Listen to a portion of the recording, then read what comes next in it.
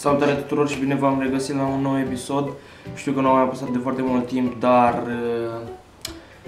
au intervenit mici probleme cu școala. În fine, nu contează asta, contează că m-am întors și eu să postez mai des acum.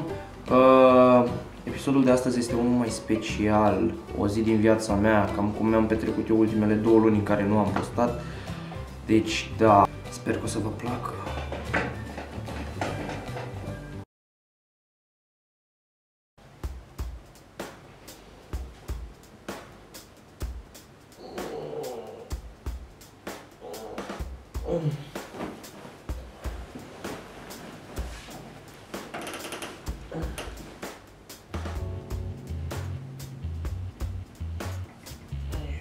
Cât e ceasul?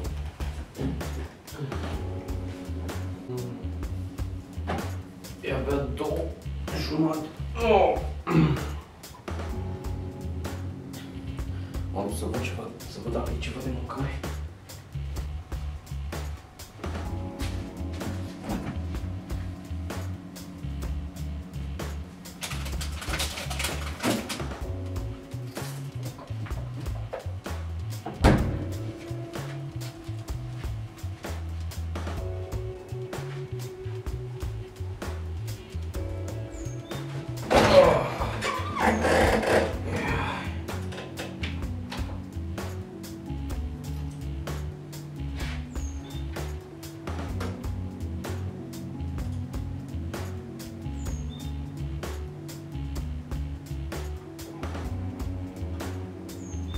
Live.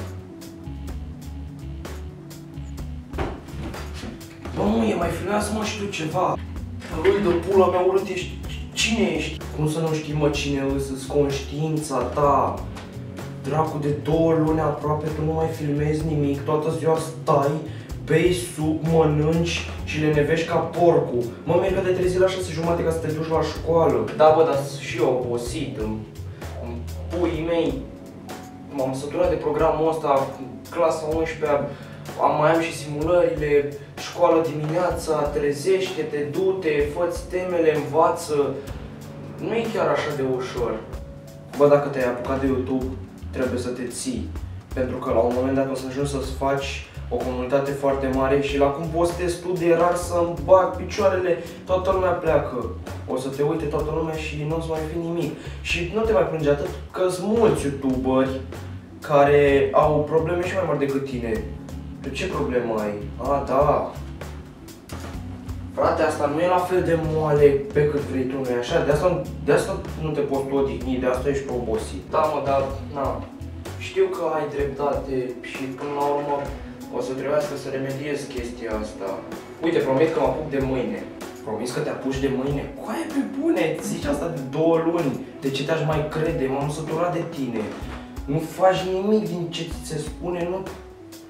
Ești inutil, nici măcar nu-ți mândru că-s conștiința ta. Fă dracu ceva cu viața ta și nu mai sta toată ziua în fața unui calculator și după aia ești pe afară. Știi ceva? Chiar dacă ești conștiința mea, nu poți să-mi dai ordine. Ia ieși afară. Ce, mă? Nu spui tu mie ce să fac, da? O, ba da, spun. Și dacă nu mă asculți, o să se agraveze treaba. Crezi că mi-e frică de tine? Ești un ratat, fraiere. Ia vină, mă, cu încoace. Nu, șef, au, nu mai da, nu muie, nu mai da șeful.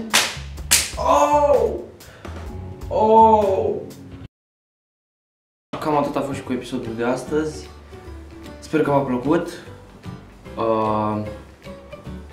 Nu uitați să vă abonați dacă încă n-ați făcut-o deja. Un share și un like mă ajută foarte mult. Până la următorul episod, ne audem. Ciao!